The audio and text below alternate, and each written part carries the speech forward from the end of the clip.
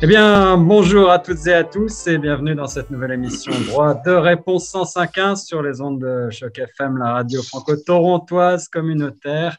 Ici Guillaume Laurin. Choc FM lance, vous le savez, une nouvelle série d'émissions intitulée Droit de réponse 105.1. Il s'agit à la fois de débats et de quiz audiovisuels sur les ondes de la radio et également sur tous nos médias ici à Toronto et partout dans le monde sur chocfm.ca ou sur notre page Facebook ou YouTube.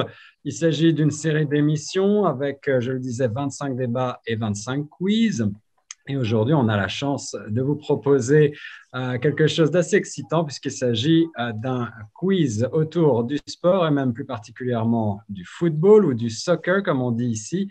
Une émission droit de réponse spéciale avec pour partenaire Francofoot, un organisme francophone, franco-torontois bien connu des amateurs et son représentant aujourd'hui avec nous, Monsieur Jean-Pierre Bouet.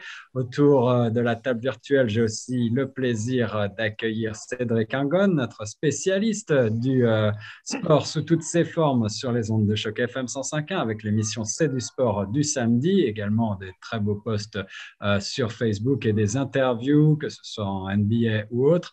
Et puis, toujours autour de cette table virtuelle, Xavier Lambert, qui est, faut-il le présenter, un de nos anciens membres également, ancien directeur général de Choc FM 105.1 et grand amateur de foot également et de sport sous toutes ses formes, pratiquant également le sport sous toutes ses formes. Et puis, pour terminer, Nathalie Salmeron, notre journaliste fraîchement intégrée à Choc FM 105.1, journaliste de l'émission de l'après-midi, l'émission de retour, programmeuse, et qui est elle aussi une fondue de foot. Alors, dans tout ça, eh bien, il n'y a que moi qui ne suis pas véritablement un spécialiste. C'est la raison pour laquelle je vais poser les questions et ne pas participer au quiz. Et puis, je crois que Nathalie va se faire un plaisir de préciser un certain nombre de choses avec des petites rubriques Le saviez-vous pour élargir un petit peu. Et dans la deuxième partie de l'émission, on élargira également sur Francofoot et sur ce nouveau partenariat qui vient d'être annoncé entre Francofoot et Toronto Azzurri. On y reviendra donc juste après ce quiz.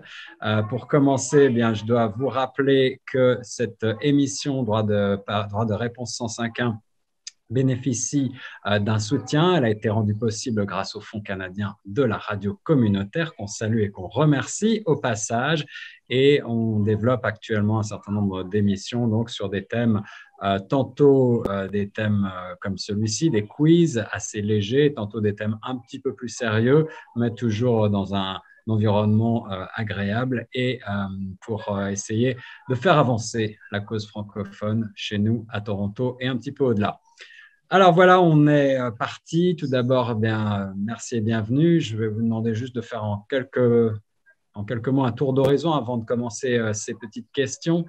Qui veut commencer par prendre la parole pour peut-être rebondir sur l'actualité footballistique du moment? On est sur toile de fond cette Coupe du Monde au Qatar qui est en train de se former. Qui veut peut-être dire un mot là-dessus et changer un petit peu?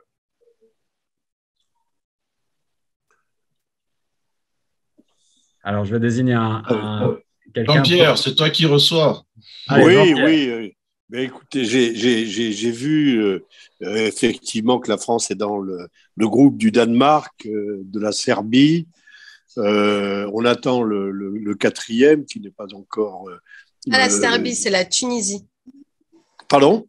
C'est pas la Serbie. La Serbie est dans le groupe G avec le Brésil. La France, elle est avec le Danemark et la Tunisie pour le moment. Alors voilà, Et quel est le troisième pays? Pour le groupe de la France, donc c'est le groupe D, donc c'est la France, le Danemark, la Tunisie. Et oui. Après, en fonction des matchs de barrage, ce sera soit le Pérou, soit l'Australie, soit les Émirats arabes unis.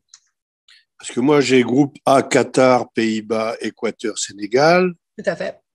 B, Angleterre, USA, Iran, avec soit Pays de Galles, Ukraine ou Écosse. Exact. En C, Argentine, Arabie Saoudite, Mexique, Pologne. Et France, alors là, je me suis arrêté au Danemark et j'ai mal noté. Alors, c'est pas la Serbie, c'est non. Quel pays? C'est la Tunisie, la Serbie. Ah, Tunisie, oui. Pardon. Oui, Voilà, oui, ce oui. sont les compositions des 8 groupes qui viennent de tomber il y a peu de temps. Oui, et qui oui. Mais il reste encore un quatrième pays qui doit être dans le groupe D. Ah, mais, Exactement. Jean-Pierre, Voilà. j'ai tout affiché sur la page Facebook de Choc FM. C'est ce que j'allais dire. Juste qui est. Cédric Oui, vient de publier l'ensemble des compositions. Vous pouvez retrouver ça sur la page Facebook de Choc FM, Choc FM. Ouais. Merci Cédric pour cela. Et vous avez des commentaires sur ces compositions de groupe, en particulier pour le Canada, peut-être, puisqu'on est au Canada quand même. Canada avec la Belgique, le Maroc, la Croatie. Ah, c'est du costaud, surtout la Belgique, peut-être. C'est cette génération-là qui a eu de la malchance, qui a toujours échoué un petit peu à la dernière étape, mais peut-être qu'ils vont essayer de se rattraper. Donc ça, c'est un gros morceau. Et puis donc, il y a la Belgique. Et quels sont les deux autres pays dans ce groupe-là? Le Maroc et la Croatie. Et la Croatie. Okay.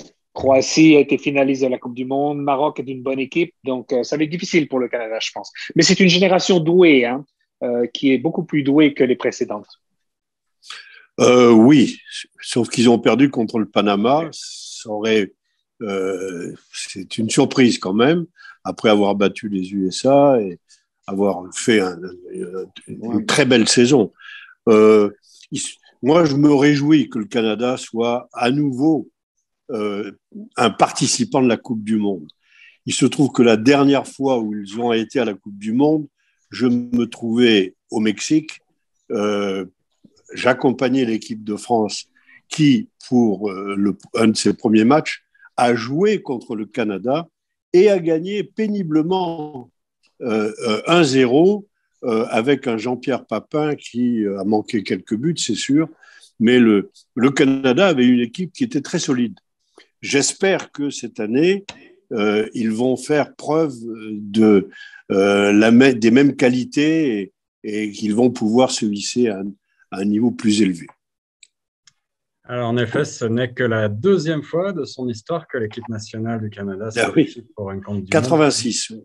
On va y revenir. N'allons pas trop vite en besogne. On va commencer tout de suite, si vous voulez bien, ce petit quiz pour nous mettre en forme. Avec des questions assez générales qui devraient, puisque vous êtes des grands connaisseurs, ne pas être trop difficiles pour vous, mais on a essayé de faire quelques petits pièges et peut-être des questions aussi qui vont faire réfléchir un petit peu sur l'évolution de ce sport depuis maintenant plusieurs décennies.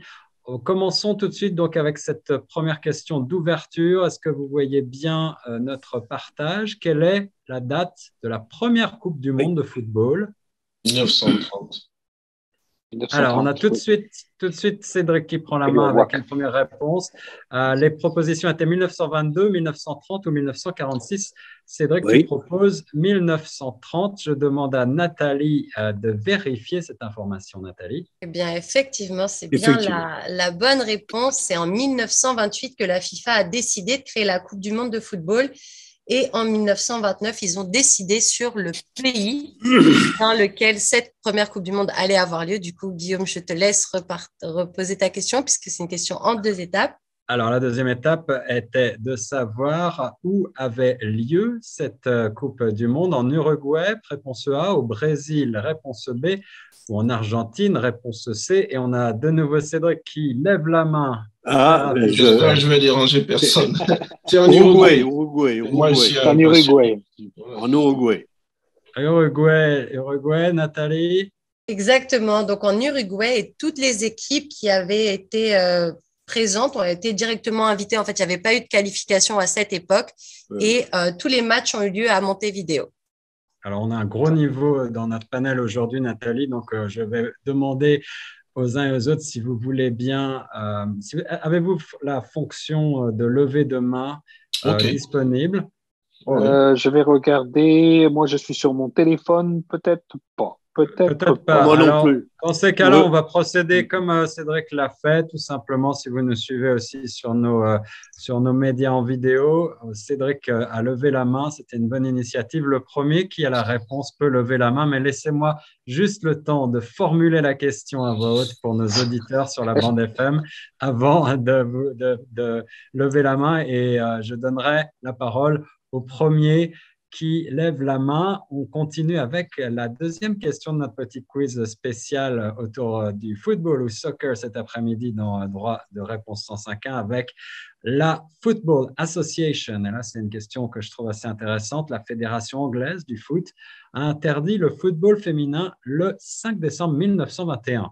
Cet interdit sera levé, petit a, en 1951, petit b, en 1961, ou petit c en 1971. Xavier, tu as la réponse? Je pense que c'est en 1971, pas absolument certain. Alors, Nathalie, veux-tu nous donner la bonne réponse? Effectivement, cet interdit sera levé en 1971. Il faut savoir qu'en France, également, l'interdiction de jouer au football pour les femmes avait été mise en place avec le gouvernement de Vichy. Et c'est même le 27 mars 1941 que la liste des sports interdits aux femmes avait été publiée et le football en faisait partie, malheureusement. Alors, on n'a pas retrouvé l'information pertinente pour le Canada. Est-ce que le Canada a été régi par les mêmes lois que la Grande-Bretagne à l'époque? On n'a pas pu vérifier cette information. En tout cas, 1971 pour l'Angleterre, c'est une date qui est finalement assez proche de nous et ça fait réfléchir quand même sur l'évolution de la place des femmes dans le sport et dans la société en général. Troisième question. Oui, Jean-Pierre. Non. Est-ce que le football, soccer existait à cette époque au Canada? C'est une bonne question.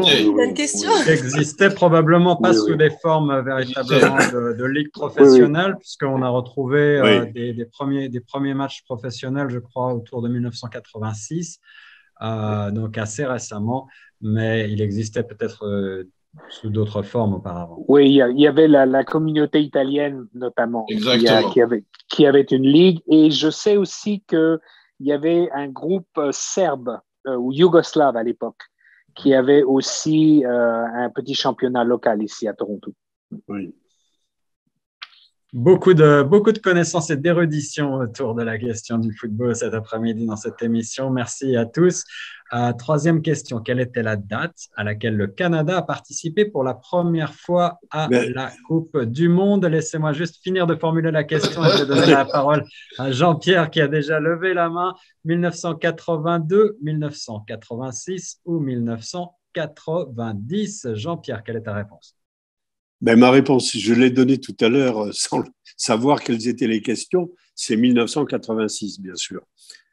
Et son premier match était contre la France, qui a gagné 1-0, et ça n'a pas été un match gagné d'avance, comme on dit. Donc, ça fait très longtemps, et c'est très, très bien que le Canada puisse revenir au plus haut niveau du football international. Est-ce que je fais une petite anecdote rapide? Avec plaisir, Cédric. Rapidement, la dernière Coupe du Monde 2018, parce que quand on était encore en studio, là, avec des petits jeunes qui venaient en tant que consultants, on avait fait des recherches et on avait retrouvé un des joueurs du Canada pour la Coupe du Monde 86. On l'avait retrouvé. Le problème, il parlait italien seulement, donc pour chaque thème, c'était un petit peu compliqué, mais il a parlé. Ton italien était un peu rouillé également, peut-être, Cédric. C'est ça. Et avec j'avais demandé à son petit-fils, il a dit oui, mais en italien, la traduction, ça va être compliqué, mais bon, peut-être on va essayer de le relancer là, ça peut être intéressant. Ce serait intéressant en tout cas. Ben oui, on voit le travail de recherche est très poussé à du sport. Merci, Cédric. On continue dans ce petit quiz. Pour rappel, on a 10 questions. Donc, vous voyez, on en a déjà la 4e question. Et pour l'instant, je crois que vous êtes vraiment à égalité, messieurs. Nathalie, est-ce que tu avais une autre anecdote à propos de l'entrée du Canada la première fois dans la Coupe du Monde?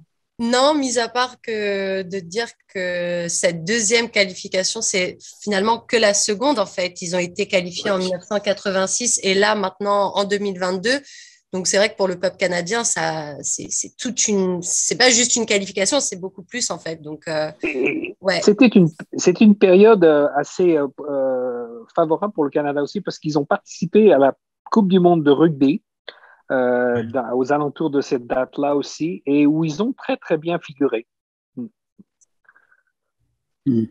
Alors, on va passer à quelque chose d'encore plus local avec le Toronto Football Club, le TFC. En quelle année a-t-il été fondé, ce fameux TFC? 1985, petit A, 1995, petit B, ou alors 2005, petit C? Et c'est Cédric qui a déjà la main levée. Cédric, quelle est ta réponse? Désolé, ouais, j'étais un petit peu vite là. Il faut être rapide. Ouais, mais Ah 2005, oui, je pense que c'est 2005 parce que moi, arrivant à Toronto, j'ai cherché à savoir s'il existait un club. Et je pense même que FC a été créé sur le modèle de Liverpool. C'est pour ça qu'ils sont en rouge. Et quand vous allez là-bas, les champs, ils sont vraiment inspirés de Liverpool. Ben, peut-être que c'est... Alors, Nathalie, d'abord, pour la vérification des faits, en bon français. Alors, exactement, Cédric, tu as raison. Donc, le club a bien été fondé en 2005. Toutefois, il a été officiellement reconnu comme étant professionnel en 2006. Et le logo et le nom ont officiellement été dévoilés le 11 mai 2006. Mais attention, il y avait une équipe avant le Toronto FC qui jouait dans ce qui s'appelait la NASL, tu sais, la Ligue nord-américaine de football. Et je me souviens les avoir vus jouer. Ils jouaient à l'époque, avant, là où est maintenant le Varsity Stadium, il y avait un grand stade de baseball et de football. Ils jouaient là. Et je me souviens avoir vu un match fort intéressant où il y avait Leeds United qui était venu jouer contre Toronto. Mais je me souviens plus, Jean-Pierre, tu dois te souvenir, le nom de cette équipe de Toronto avant que ça s'appelle Toronto FC. Non, franchement, il y a une équipe professionnelle qui a existé, qui était une équipe initiée par une communauté serbe, je crois. Ouais, c'est ça. C'est ça, si c'est celle-ci. C'est ça. Oui. Si c'est cette. Oui. C'est ça.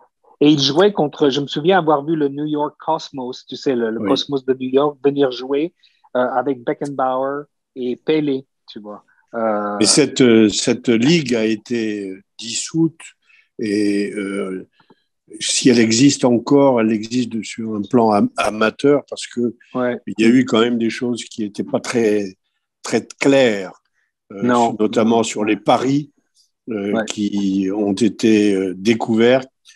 Et bon, je crois que c'est un ancêtre qui n'est pas recommandable. Non. On va pas aller sur ce versant-là peut-être. Simplement pour le nom Toronto Football Club, moi qui n'y connais rien, messieurs, pourquoi est-ce qu'on n'a pas appelé ça le Toronto Soccer Club, d'après vous? Je pense que Cédric a raison. C'était un peu, on a voulu un peu imiter Liverpool. Ouais. Ok, je crois. Ouais. D'ailleurs, les couleurs, le logo, il y a beaucoup de similitudes. Ouais. Alors, on va passer à la cinquième question qui est sur 2 pages. Veuillez nous excuser. Qui a été le plus jeune joueur de l'histoire à participer à une Coupe du Monde? Je vais lire d'abord les noms, si vous voulez bien. Avant que je vous donne la parole, on aurait dû faire des questions plus difficiles pour notre panel. Parce que là, je ne vois pas la question, là.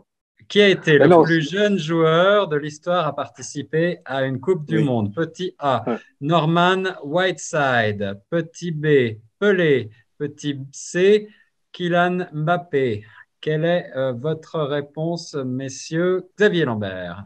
Je pense que c'est Norman Whiteside, qui jouait pour l'équipe d'Irlande du Nord, je crois. Nathalie, quelle est la bonne réponse? Je suis impressionnée parce que je pense que c'était une des questions les plus difficiles et effectivement, c'est Norman Whiteside. Donc, pour la petite anecdote, il avait 17 ans et 41 jours au moment de sa participation à la Coupe du Monde et il était effectivement dans l'équipe de l'Irlande du Nord. Et il a participé à la Coupe du Monde en Espagne de 1982. C'est ça. Et lorsqu'on va, si on se rend à Belfast, il y a tout un, il y a même un stade qui est nommé après George Best, qui est le plus célèbre joueur irlandais de l'histoire. Mais Norman Whiteside est pas loin derrière. Il est très, très, très, très célèbre en Irlande.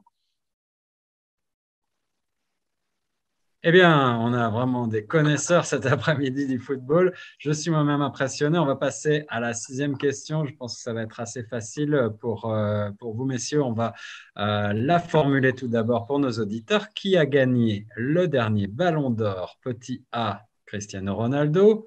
Petit B, Lionel Messi. Ou petit C, Luka Modric? Qui aura la bonne réponse? Xavier, encore une fois. Hélas. Enfin, je ne devrais pas dire hélas, mais c'est un peu curieux que Lionel Messi l'ait gagné parce que, surtout que l'on voit maintenant comment il figure en ce moment. Mais je crois que ça a été, Cédric, tu vas me corriger, Jean-Pierre, je crois qu'ils ont revu maintenant le processus de sélection du Ballon d'Or. Ça va changer, je crois. Les critères d'attribution, c'est ce qu'ils ont. Oui, c'est exact. Alors Cédric, tu veux bien nous rappeler peut-être que le Ballon d'Or pour celles et ceux qui, comme moi, n'y connaissent absolument rien. Ok, le Ballon d'Or, c'est tout simple. C'est comme les Oscars, là, on en a parlé il n'y a pas très longtemps, les Oscars. Ouais. Ben, c'est tout simplement la récompense qui est attribuée au meilleur joueur de l'année. Et puis, c'est basé sur des critères qui étaient plutôt subjectifs jusque-là. Et puis, ils ont essayé de les rendre un peu plus objectifs parce qu'effectivement, la saison de Lionel Messi, c'était compliqué. Ouais. Mais il faut dire, c'est attribué par qui? C'est pas par les fédérations. Non, c'est pas. En fait, en gros, c'est un vote. Par les journalistes. Ouais, un vote de tous les journalistes dans le monde entier, avec les capitaines des équipes nationales, ce qui fait que c'est comme un vote de popularité, tu vois. Ce qui fait que quand un joueur est très connu, il a de fortes chances de gagner déjà. Messi, ben, c'est un nom, et puis voilà, il a gagné, alors que, par exemple, il y avait un joueur comme le Polonais Lewandowski qui avait fait une meilleure saison que lui sur le plan qualitatif et quantitatif. Il y a toujours un peu une controverse avec le Ballon d'Or, hein, parce qu'au début, il était attribué seulement à un joueur européen, c'est-à-dire qu'un joueur sud-américain ne pouvait pas gagner. Puis après, ils ont changé. Donc, ils ont toujours, les règles ont toujours été à la revue un petit peu. Et je crois que pour les auditeurs, c'est intéressant, c'était organisé par l'équipe, hein, par le journal de français L'équipe. France Football, c'était France Football. France Football, excuse-moi, France Football, ouais, c'est ça. Bon, alors en football, comme aux Oscars, n'est-ce pas, c'est vrai que les violences ne sont pas tellement tolérées. Ce qui nous amène à notre 7e question avec un joueur qui avait fait parler de lui à l'époque et qui n'était pas dans cette liste du Ballon d'Or justement, et pour cause. Qui était le numéro de Zidane en équipe de France? Petit A, le numéro 7, petit B, le numéro 9 ou petit C, le numéro 10? Jean-Pierre, tu as la main levée. Ben, je vais la main levée parce que c'est une question assez facile. Je veux dire, c'est le numéro 10. Le numéro 10, c'est Zidane. Alors, donne-nous quelques contextes. Rappelle aux auditeurs, Zidane et l'équipe de France, 1998. Oui, alors, bon, on pourrait en parler longtemps de Zidane parce qu'il n'a pas été retenu par l'entraîneur d'Algérie. À l'époque, il aurait pu choisir l'Algérie pour être joueur dans l'équipe nationale d'Algérie. Et l'entraîneur qui est allé chercher les vedettes est revenu en Algérie et a dit non, Zidane, on m'en a parlé, mais je l'ai vu, il est trop gros, trop lourd, ça va pas. Donc, belle erreur. Une erreur de casting. Voilà. Et dans son club, un des premiers clubs, son premier club d'ailleurs, c'est Cannes, sur la Côte d'Azur. Son entraîneur lui a dit « Ah, toi, tu es grand, tu es fort, tu es costaud, tu vas jouer derrière. » Évidemment, il n'était pas très à l'aise. Jusqu'au jour où un entraîneur de quartier qui connaissait Zidane est allé le voir jouer à Cannes et a dit à son entraîneur « Vous savez, je vais vous donner un petit conseil. Faites-le pendant 20 minutes. Vous allez lui dire de se mettre où il veut et de faire ce qu'il veut. Et ça a été un virtuose. Il s'est déclaré à ce moment-là et bien sûr, il n'a pas joué derrière, il a joué devant, distributeur de ballon, bonne frappe, bon dribble. Enfin, il avait des qualités qui se sont largement exprimées. Et la suite, c'est l'histoire, on la connaît. Voilà. Alors, la question bonus, Jean-Pierre, j'avance parce qu'on va ensuite parler un petit peu de franco-foot. La question bonus pour vous tous, qui a récupéré ce fameux numéro 10? Est-ce que c'est petit A, Benzema, petit B, Mbappé ou petit C, Hugo Lloris? Mbappé. Enfin, si je peux répondre, Jean-Pierre, Mbappé est souvent numéro 7. Oui. Paris Saint-Germain, mais en France, il a le numéro 10, non? Mais non, le dernier match. Il porte parfois le numéro 10, je crois, mais il a le numéro 7 et le numéro 9, c'est Benzema. Oui. Andy, je peux dire quelque chose rapidement? Oui, c'est vrai. Oui, par défaut, disons, Mbappé joue numéro 10. Mais en fait, les numéros dans le foot actuel, là, ça n'a plus la même importance qu'avant. Le 10, c'était souvent le virtuose, comme Zidane, comme des Baggio. Vous voyez, des joueurs vraiment élégants et tout. Mbappé, bon, il est bon. Platini, voilà. Mbappé, c'est pas... Mais on va dire Mbappé, c'est plutôt Mbappé dans ce sens-là. D'accord, il y avait vraiment une hiérarchie. Il y avait une hiérarchie des numéros et aujourd'hui, ce n'est plus vraiment le cas. Oui, mais c'est vrai que ce que vous dites, parce que quand on y pense, les numéros 10, c'est impressionnant l'histoire des numéros 10, parce que Pelé avait le numéro 10, il me semble que Maradona avait le 10 aussi, Platini avait le 10. Ouais, c'est impressionnant. Copa, dans le temps, avait le 10. Oui. Nathalie, est-ce que tu as quelque chose à rajouter sur ce numéro? Oui, du coup, je me suis un petit peu renseignée. Je viens de regarder donc, les numéros des Bleus, donc de l'équipe de France. De ce qui ressort, le numéro 7, pour reparler des chiffres qu'on a donnés, le numéro 7, c'est Antoine Griezmann. Le numéro 9, c'est Olivier Giroud. Et logiquement, le numéro 10, c'est Kylian Mbappé. Mais ça, c'était au dernier match. Ouais. Après, je pense que comme on est en train de Giroud dire, les chiffres ne sont plus vraiment aussi importants qu'avant.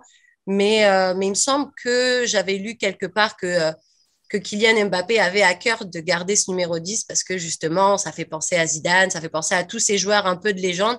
Et puis, c'est un peu le numéro que tous les joueurs ont envie d'avoir dans le dos. Donc voilà, apparemment, ça resterait le numéro 10 quand même. Mais c'est souvent Benzema qui a le numéro 9. Oui, récemment. Ouais, maintenant. Récemment. Mais maintenant, là, Giroud contre l'Afrique du Sud a pris le numéro 9 parce qu'il est revenu. Et il ne peut être que numéro 9, Giroud. Bon, ce n'est pas un distributeur de ballon. Mbappé n'est pas un distributeur de ballon non plus. C'est pour ça qu'à mon avis, si on fait ça, si on regarde sur plusieurs sélections, Mbappé est plutôt numéro 7. Enfin, il rentre aux 18 mètres, il s'est dribblé, il s'est passé, bien sûr.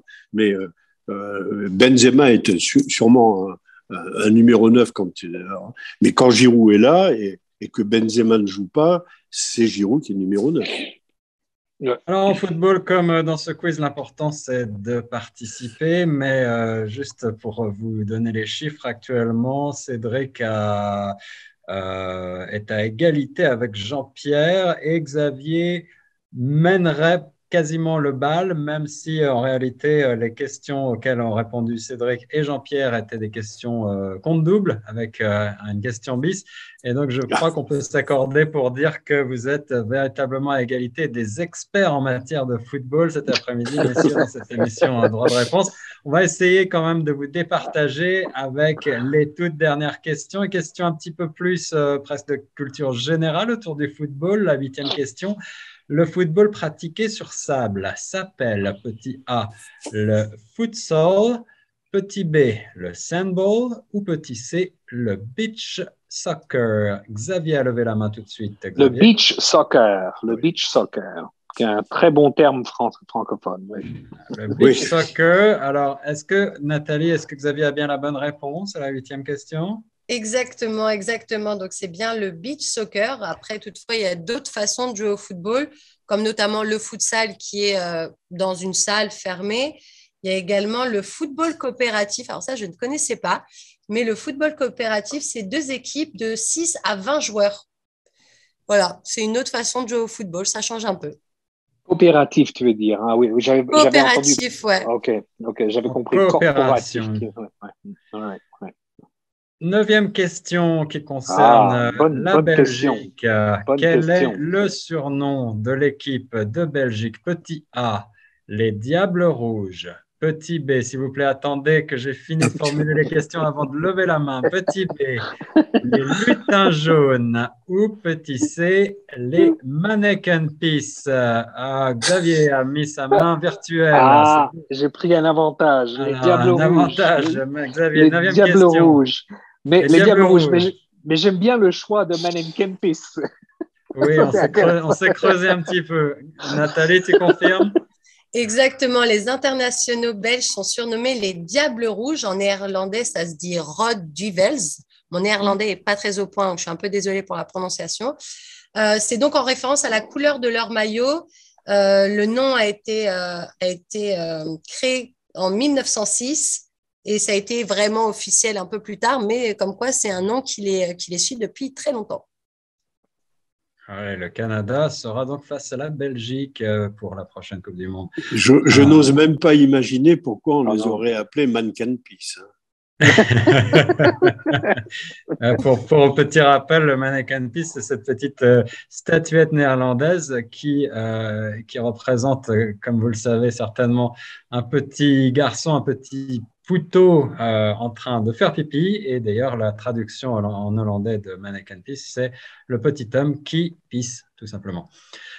Oui, j'ajoute une petite chose sur le Mannequin Peace, c'est que c'est le fils d'un architecte qui s'est perdu dans la ville et le papa a dit quand je le retrouverai, je lui ferai une statue dans la position où il était. Il était en train de faire pipi. Voilà la petite histoire de la culture générale, la petite histoire dans la grande histoire. Je vous avais dit qu'on ferait de la culture générale dans cette émission Droit de réponse 115 cet après-midi.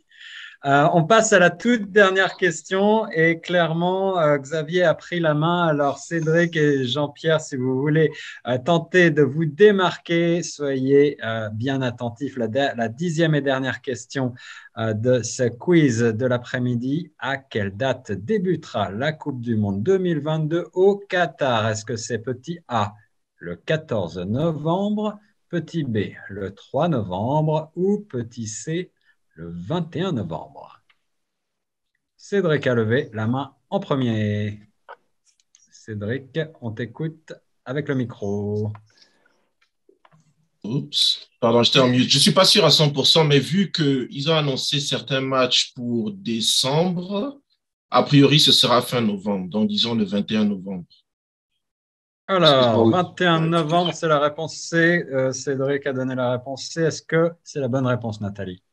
Exactement. Donc, c'est pour faire face à ces contraintes climatiques que la FIFA a décidé d'organiser la Coupe du Monde en hiver, pour la première fois de son histoire d'ailleurs, parce que d'habitude, c'est toujours à la période estivale.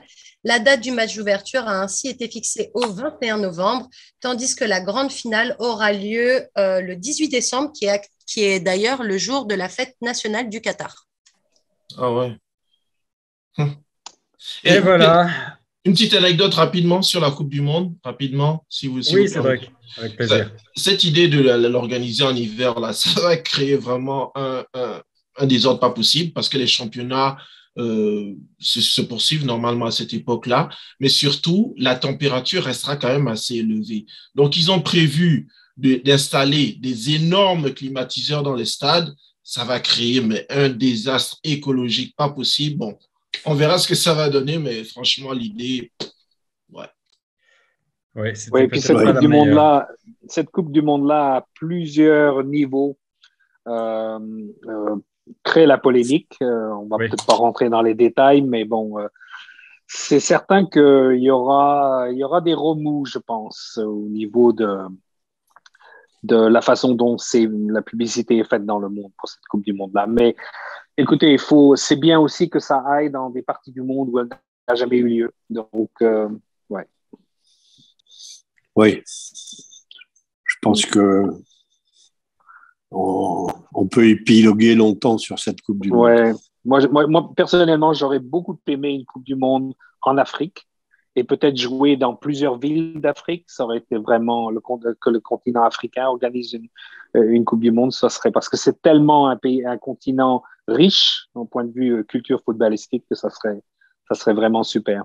Elle a eu lieu en Afrique du Sud, mais c'est un petit peu différent, je trouve. Ça serait bien que ça ait lieu parce qu'on a tellement de joueurs d'origine africaine en Europe que ça serait vraiment super. En termes d'image, de symboles et en termes de retombées économiques également, ça serait très important. Toute la question, c'est de savoir ces installations qui sont créées pour la Coupe du Monde, qu'est-ce qu'elles deviennent après? Ouais. C'est ça. Mais ils ont quand même des beaux stades. Hein. Ils ont quand même des beaux stades. Hein, oui, mais il en faut beaucoup. Hein. Ouais.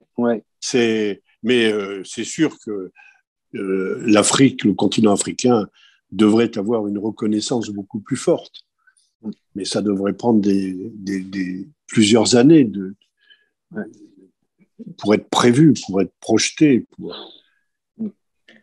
Et on ne peut qu'espérer que ça arrive rapidement et qu'il y ait des investissements pour justement des infrastructures et pourquoi pas effectivement une coupe dans différents pays, une coupe qui ne sera pas organisée uniquement comme ici au Qatar, mais peut-être à travers plusieurs pays d'Afrique. Ça va être l'Amérique du Nord après, hein, puisque nous, on va être organisateurs avec les États-Unis et le Mexique. Hein. Donc, ça, c'est un format qui est quand même intéressant. J'ai rien contre ce que la Coupe du Monde, bien entendu, ait lieu en Amérique du Nord, mais je trouve que quand même, ce serait bien que on en a eu en Asie il n'y a pas très longtemps. Donc, je trouve que, enfin. Alors, passons à la deuxième partie, messieurs et madame, mademoiselle Nathalie. On était là également avec Jean-Pierre Bouet pour parler de Francofoot. Francofoot qui vient de signer un partenariat, une belle entente avec Toronto Azzurri SC, un club entièrement dévoué aux jeunes footballeurs talentueux locaux, situé au 4995 Keele Street à North York, ici même, avec des installations dernier cri et tout l'équipement nécessaire. Jean-Pierre, je crois que vous êtes en campagne de recrutement pour trouver des talents, pour faire vivre et faire vibrer le football dans la ville reine. Alors, est-ce que peut-être à l'aune de cette Coupe du Monde au Qatar, on parle un petit peu plus de football ou de soccer ici au Canada? C'est peut-être le bon moment justement pour faire décoller le football ici à Toronto. Oui, merci de porter la lumière un peu sur Francofoot et sur le football dans notre communauté francophone. Pour faire transition, je voudrais dire ceci, c'est que moi je suis arrivé il y a quand même assez longtemps, dans les années 92, au Canada. C'était le désert au plan du football. Il y avait quelques groupes communautaires italiens, bien sûr, portugais, qui se regroupaient, mais on ne parlait pas de football, de soccer. Donc, c'est la Coupe du Monde de 1994 qui a fait décoller le soccer. Et je suis certain que l'étape nouvelle qui va arriver avec la Coupe du Monde de 2026 est un facteur de développement considérable pour le football en Amérique du Nord.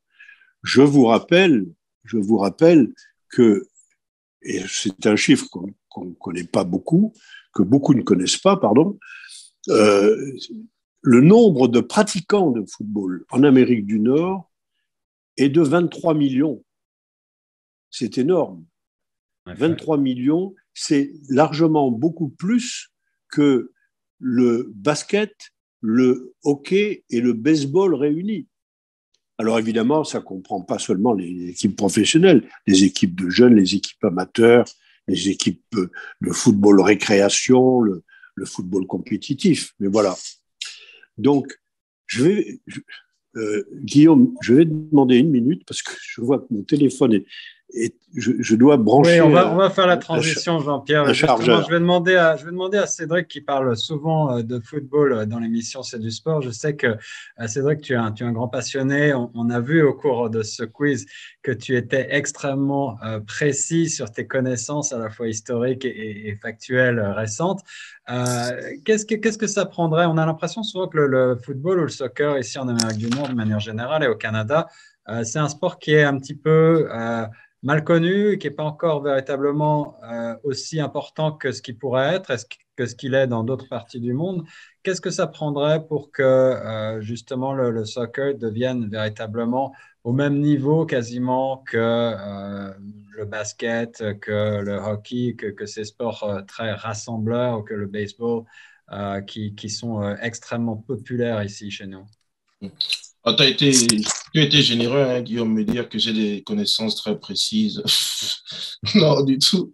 Non, ce qui est certain, c'est qu'il y a un facteur culturel qui est important, à savoir que le Canada, les États-Unis, ce ne sont pas des terres de soccer, c'est plutôt des terres de sport tels que le football américain ou alors le hockey. Oui, c'est un facteur très culturel, mais il y a aussi un facteur climatique, à savoir que là, tu vois, on est en avril et qu'on a toujours de la neige à Toronto, ce qui fait que les grands amateurs de soccer, ils sont obligés de se retrouver presque 6 mois à jouer, comme on dit, en indoor. Donc, Ouais. pour pouvoir jouer à l'extérieur, c'est beaucoup plus compliqué. Et puis, il y a un facteur un peu curieux, c'est le fait que en Amérique du Nord, ce sont les féminines qui sont beaucoup plus compétitives que les masculines. C'est en train de se rééquilibrer, c'est clairement, avec le Canada et, et les États-Unis.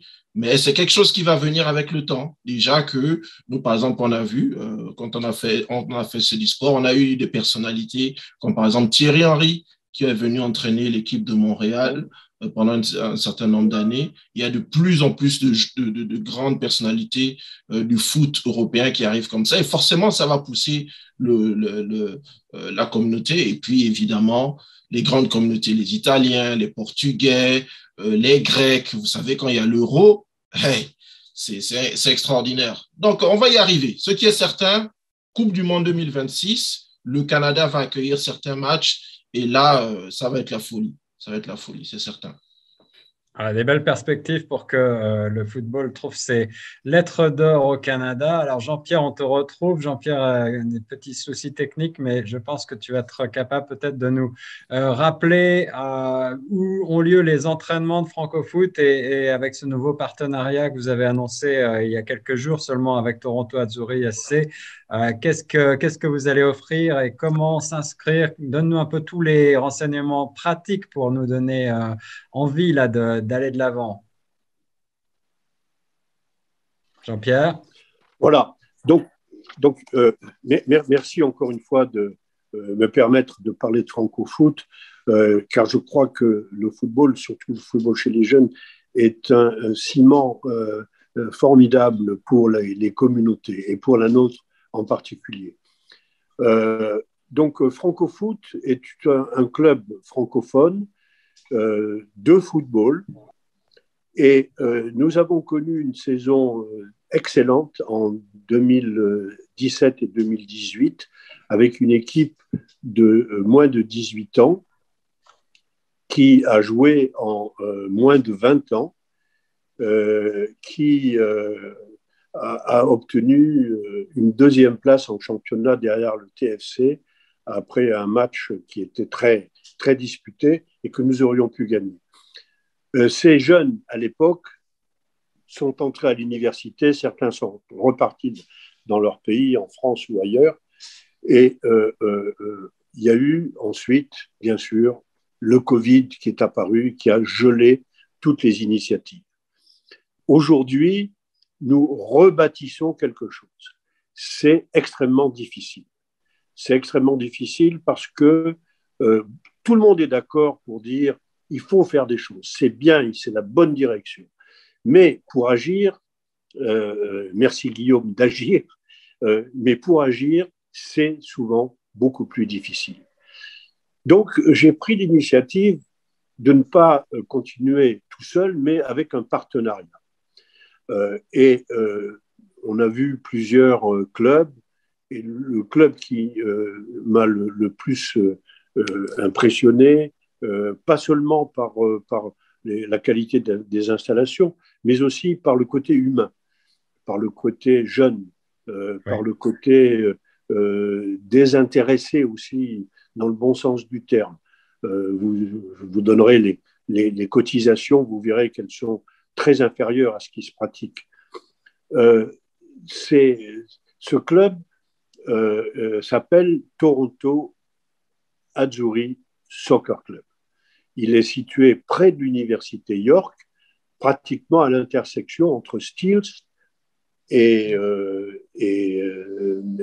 Keele.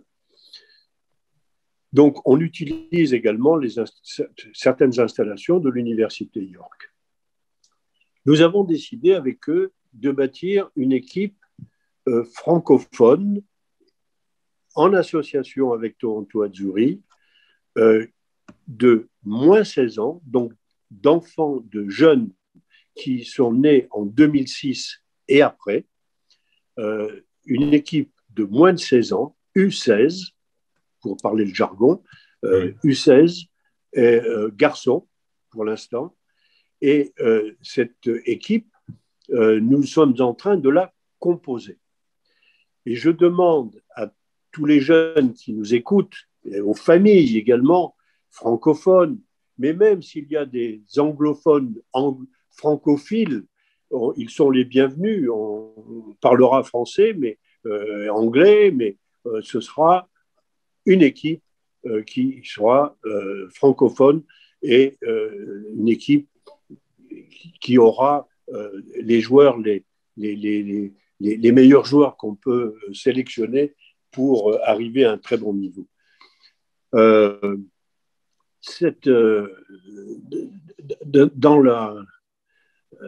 Dans la pratique, si vous voulez, je demande à ces jeunes de venir nous rejoindre aux entraînements qui auront lieu, je donne les dates précises, le mardi 5 avril, le jeudi 7 avril, à l'école publique Charles Webster, qui se trouve 1900 Kiel. Et le mardi 12 avril, on sera pour la première fois à l'extérieur, à York University, sur un terrain turf. Voilà. Donc, tous les jeunes qui veulent avoir la possibilité de jouer à un bon niveau, venez aux entraînements, on vous dira exactement comment procéder pour l'inscription. Je vous précise que la cotisation pour la saison, y compris les entraînements qui se déroulent maintenant, et la saison va aller jusqu'au mois d'octobre, fin octobre. Le coût de la saison est de $600.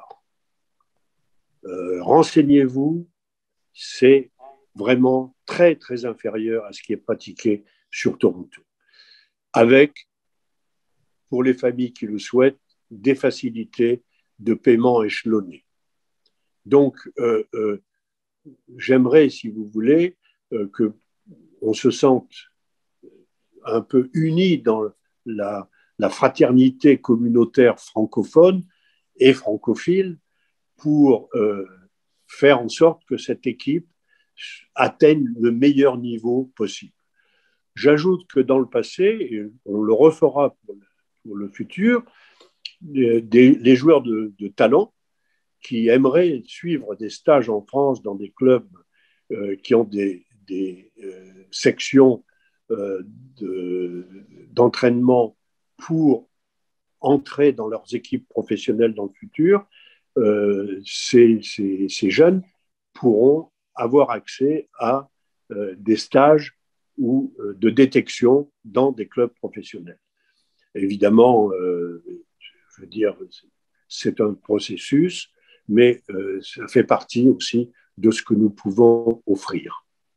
Donc voilà, résumé, pourquoi je prends la parole aujourd'hui pour défendre la cause de Francofoot et demander à tous les jeunes qui sont nés en 2006, qui aiment le football, qui sont même passionnés par le football, qui veulent arriver à un très bon niveau, pour que ces jeunes puissent nous rejoindre aux entraînements le plus vite possible. Eh bien, merci Jean-Pierre Boué. L'appel est lancé. Jean-Pierre Boué de Francofoot. Écrivez à Jean-Pierre à torontofrancofoot@gmail.com et retrouvez l'ensemble des informations sur Toronto Azzurri A2ZU2RI.com. On mettra toutes ces informations également sur le site chocfm.ca. Il me reste à vous remercier d'abord pour avoir participé à ce quiz. J'espère que vous êtes amusés, que vous êtes un petit peu cultivés aussi. Merci à nos panélistes et pour celles et ceux qui ont des enfants en âge de le faire, inscrivez-vous à Francofoot, à Azzurri Soccer. Je pense que c'est une très belle initiative et l'occasion de faire vivre le français autrement par le sport. On va faire un petit tour de table pour se dire au revoir. Je vais commencer par Xavier qui a demandé la parole. Oui, en fait, j'ai retrouvé, vous m'entendez? Oui, ça va? Oui. J'ai retrouvé le nom de cette équipe de Toronto avant le Toronto FC, c'était le Toronto Blizzard.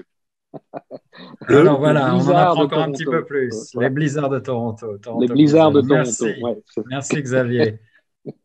Merci à Xavier Lambert. Merci à Jean-Pierre Boué. Merci à Cédric Angon. Un mot de la fin, messieurs? Merci à toi, Guillaume. Merci à Choc FM. Et salut à tout le monde. De mon côté, merci pour l'invitation. J'invite les auditeurs. Je pense, au cours du mois d'avril, on va pouvoir revenir en studio. Je ne sais pas si effectivement ça va pouvoir se faire, mais si on le fait, ceux qui voudront, souvent, puisqu'il y a la Coupe du Monde, l'effervescence va remonter un petit peu. On va peut-être pouvoir inviter des gens en studio, si c'est possible. Et puis, suivez-nous, parce qu'il y a la fin de saison des Raptors qui est en train d'arriver. Ils sont en train de faire une belle fin de saison. Avec Étienne, on s'organise pour vous faire vivre ça et écoutez la radio francophone de Toronto, quoi. Merci beaucoup Cédric et merci à Nathalie également qui nous a tout au long de cette heure de quiz également donné beaucoup d'anecdotes sur le football. On va refaire toute une série de quiz sur le même modèle dans le cadre de cette émission Droit de réponse 105.1, une initiative rendue possible grâce au Fonds canadien de la radio communautaire. Merci à toutes et à tous, on continue sur les ondes de choc.